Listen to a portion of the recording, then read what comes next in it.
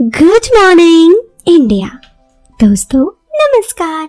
दोस्तों एक नए और इंटरेस्टिंग सी कहानी में आप सबका फिर से स्वागत है। कहानी शुरू करूं इससे पहले मैं आपको एक बात बता दूं। इस कहानी को सुनते वक्त आप चाहें तो ईयरफोन या फिर हेडफोन का उपयोग ज़रूर करें।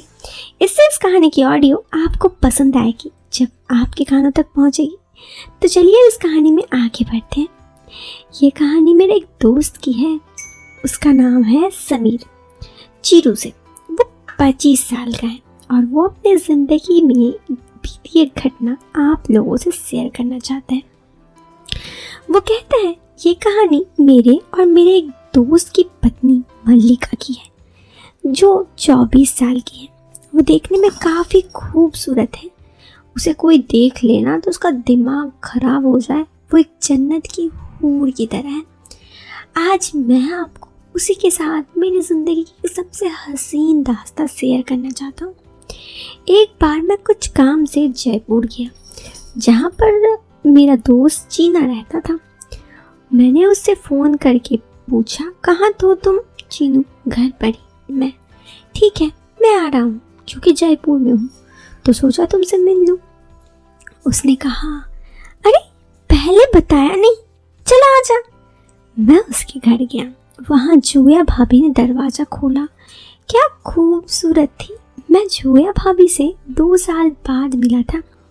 जोया भाभी काफ़ी चेंज हो गई थी और पहले से ज़्यादा खूबसूरत भी। दोस्तों क्या बताऊँ, वो उस वक्त कितनी खूबसूरत लग रही थी, लेकिन क्योंकि वो मेरे दोस्त की पत्नी थी ये सोच चुप रहा और खुद को कंट्रोल रखा। भाभी ने मुझे एक स्माइल दी। मैं चौंक गया। ये उनसे मेरा फर्स्ट इंडिकेशन था। इससे मेरा साहस बढ़ गया। यानी अगर मैं थोड़ा उन्हें पटाने का कोशिश करूं तो वो पट सकती हैं। फिर मैं अंदर आ गया। दोस्त से बहुत सारी बातें की। ना जाने क्यों मुझे लगा मेरा दोस्त अपनी लाइफ में खुश नहीं है। मैंने उसे पूछा, चीना तुम खुश नहीं लग रहे हो, क्या बात है? उसने कहा, अरे ऐसा कुछ नहीं है, सब बढ़िया है। मैंने उसे पूछा, फिर से जोड़ दिया तो उसने कहा, बाद में बताऊंगा, अभी नहीं। मैं समझ गया कि उसकी पत्नी के सामने बोलना नहीं चाहता। फिर हम सब ने खाना खाया। बीच बीच में जोया मुझे लाइन दे रही थी। मैं समझ गया कि वो पट के ही मानेगी। फिर इधर उधर वो किचन गई तो मैं भी उसके पीछे पीछे किचन गया। उसने कहा, अभी जल्दी क्या है, मैं 2 दिनों के लिए तुम्हारी हूँ। मेरे पति चीना ऑफिस के काम से जयपुर गए जाने वाले हैं। ये जानकर मैं बड़ा खुश हुआ। अब मैं ये सोचने लगा कि मुझे क्या करना चाहिए। खैर मैं प्लान बनाने लगा। रात को मैं दूसरे रूम में सोया था। उस रात मैं वॉशरूम गया तो जोया वहीं थी। उससे थोड़ी बहुत बातचीत हुई तो उसने कहा वो अपने पति से बिल्कुल खुश नहीं है। ये सब मैंने कहा, अब मैं आ गया हूँ ना, तुम्हें चिंता करने की कोई ज़रूरत नहीं है। उसने कहा, ठीक है तो अभी मैं चलती हूँ, कल मिलते हैं। बेकार का भी मेरे पति आ जाएंगे तो 2 बातें हो जाएंगी। मैंने कहा ठीक है। दूसरा दिन चीना ने कहा कि मुझे कुछ काम है, ऑफिस के काम, तो मैं जयपुर जा रहा हूँ। तो तुम एक काम करो, घर पे रहो 2 दिनों तक और मेरी पत्नी का भी ख्याल रखना। मैंने कहा ठीक है। फिर क्या था, मैं उससे कहा कि ठीक है। उसके बाद इससे पहले कि वो जाए उस वक्त मैं घर से निकल गया और लगभग 12 बजे उनके घर आया। तब तक चीना जा चुका था। अब जोया 2 दिनों तक बिल्कुल मेरी थी। फिर क्या था, पहले तो मैं थोड़ा अनजान बना और जोया से पूछने लगा कि आखिर इसकी शादीशुदा जिंदगी अच्छी क्यों नहीं कट रही है। तो उसने मुझे बताया कि उसके पति की एक बीमारी है जिस वजह से वो सही नहीं रहते हैं। उसकी बातों से मैं समझ गया। हाँ, उसकी बात तो सही थी। किसी भी लड़की को शादी के बाद जिंदगी में ये सब तो चाहिए था। ऐसे में जोया बेकार बहुत ही ज़्यादा परेशान थी। मैंने उसे कहा, तुम घबराओ मत, अब मैं आ गया हूँ, तुम्हारी सारी परेशानी मैं दूर कर दूँगा। फिर हम दोनों वहीं थोड़े एक दूसरे के प्यार में खो गए। जब हमारा होश आया तो शाम के 4 बज चुके थे। जोया मुझे खाने के लिए बुलाने लगी। वो पहले ही उठ चुकी थी, उसने खाना बनाया था।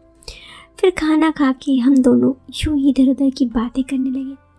उसके बाद मैं उसे किचन के कुछ कामों में मदद करने लगा। इसी तरह वक्त बीतने लगा। उस दिन रात को भी मैं और जोया, हम दोनों का प्यार परवान पे चढ़ गया। ना कोई रिश्ता, ना कोई कुछ, बस प्यार का ही एक रिश्ता हम दोनों के बीच बन चुका था।